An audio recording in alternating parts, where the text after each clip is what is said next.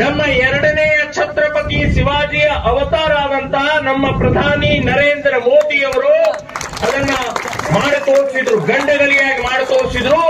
PFI ಅಂತ ರಾಕ್ಷಸನನ್ನ ಮೆಟ್ಟಿ ಇವತ್ತು ದೇಶದ ಸುರಕ್ಷತೆಗೋಸ್ಕರ ನಾವು ಇದೀವಿ, ಬದ್ಧತೆಯನ್ನು ತೋರಿಸಿದೀವಿ ಅಂತ ಹೇಳಿ ಇವತ್ತು ಒಂದು ಸಂದೇಶವನ್ನು 2 ದಿನದ ಹಿಂದೆ ನಮಗೆ ಕೊಟ್ಟಿದ್ದಾರೆ. ಇಂಥ ಬಹಳ ಇದಾವೆ. ಇದಷ್ಟೇ ಅಲ್ಲ, ಇನ್ನೂ ಸಾಕಷ್ಟು ರೀತಿಯ ಕೆಲಸ ಕಾರ್ಯಗಳನ್ನು ಈ ದೇಶವನ್ನು ನುಂಗಿ ಹಾಕಬೇಕು ಅಂತನ್ನುವಂಥದ್ದು ಸಾಕಷ್ಟು ಕೆಲಸ ಮಾಡ್ತಾ ಇದ್ದಾವೆ. ನಾವು ಹಿಂದೂಗಳು ಎಂದೂ ಯಾವತ್ತಿಗೂ ಕೂಡ ಬೇರೆಯವರ ಮೇಲೆ ದಾಳಿ ಮಾಡಲಿಲ್ಲ, ಬೇರೆಯವರು ಮಂದಿರಗಳನ್ನು ಒಡಿಲಿಲ್ಲ. ನಾವು ಎಂದೂ ಯಾವತ್ತಿಗೂ ಅವರ ಇಸ್ಲಾಮಿನ ದೇಶಗಳ ಮೇಲೆ, ಕ್ರಿಶ್ಚಿಯನ್ ದೇಶ ಮೇಲೆ ನಾವು ದಾಳಿ ಮಾಡಲಿಲ್ಲ. ಚರ್ಚ್ಗಳನ್ನು ಒಡಿಲಿಲ್ಲ, ಮಸೀದಿಗಳನ್ನು ಒಡಿಲಿಲ್ಲ. ಇಸ್ಲಾಮನ ಆ ಮುಸ್ಲಿಮರನ್ನ ಹಿಂದೂಗಳ ಮತಾಂತರ ಮಾಡಲಿಲ್ಲ. ಆದರೆ ನಮ್ಮ ದೇಶ ಶಾಂತವಾದಂತ ನಮ್ಮ ದೇಶದಲ್ಲಿ ನಮ್ಮ ಮೇಲೆ 800 ವರ್ಷ ಮುಸ್ಲಿಮರ ಆಡಳಿತ ಆಯ್ತು, 200 ವರ್ಷ ಕ್ರಿಶ್ಚಿಯನ್ರ ಆಡಳಿತ ಆಯ್ತು. ಇಲ್ಲಿವರೆಗೆ ನಿರಂತರವಾಗಿ ನಮ್ಮ ದೇಶವನ್ನ ಕಬಳಿಸಬೇಕು ಅಂತ ಹೇಳಿ ನಿರಂತರ ಇಸ್ಲಾಮಿನ ಮುಸ್ಲಿಮರು, ಕ್ರಿಶ್ಚಿಯನ್ರು, ಕಮ್ಯುನಿಸ್ಟರು ನಿರಂತರ ಪ್ರಯತ್ನ ಮಾಡ್ತಾ ಇದ್ದಾರೆ.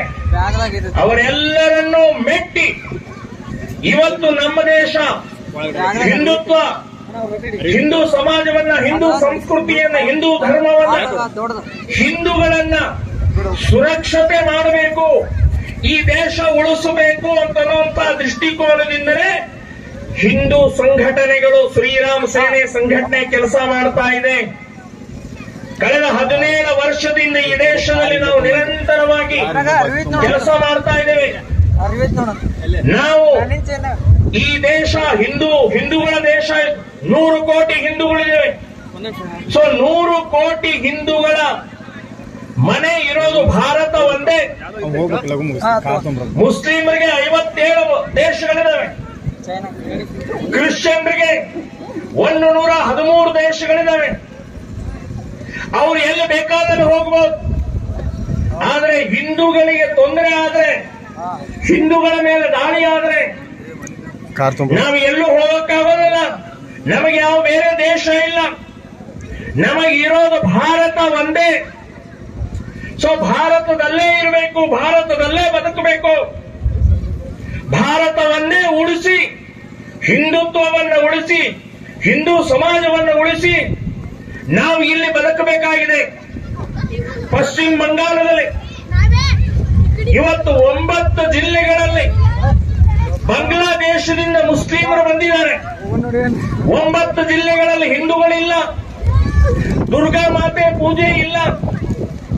ಕೇರಳದಲ್ಲಿ 40% ಹಿಂದೂಗಳು ಉಳಿದಿದ್ದಾರೆ. ಸೊ ಹಾಗಾಗಿ ನಾವೆಲ್ಲರೂ ಕೂಡ ಒಟ್ಟಾಗಿ ಒಂದಾಗಿ ಈ ದೇಶವನ್ನು ಉಳಿಸುವಂತ ಶ್ರೇಷ್ಠ ಕಾರ್ಯ ಮಾಡೋಗೋಸ್ಕರನೇ ಈ ದುರ್ಗಾ ಮಾತೆಯ ಪೂಜೆಯ ಮೂಲಕ ಶ್ರೀರಾಮ ಸೇನೆ ಸಂಘಟನೆ ನಾವೆಲ್ಲ ಕೆಲಸ ಮಾಡಬೇಕಾಗಿದೆ ಅಂತನ್ನುವಂಥದ್ದು ಈ ಸಂದರ್ಭದಲ್ಲಿ ವಿಚಾರವನ್ನು ಹೇಳಿ ನಿಮಗೆಲ್ಲರಿಗೂ ಇನ್ನೊಮ್ಮೆ ಮಾ ದುರ್ಗಾ ಮಾತಾ ಆಯುಷ್ಯ, ಆರೋಗ್ಯ, ಧನ, ಸಂಪತ್ತು, ಭಾರತವನ್ನ ಉಳಿಸೋಗೋಸ್ಕರ ನಮಗೆ ಶಕ್ತಿ ನೀಡಲಿ ಅಂತನ್ನುವಂತಹ ವಿಚಾರವನ್ನು ಹೇಳಿ ನನ್ನ ಮಾತನ್ನ ನಾನು ಮುಗಿಸ್ತಾ ಇದ್ದೀನಿ.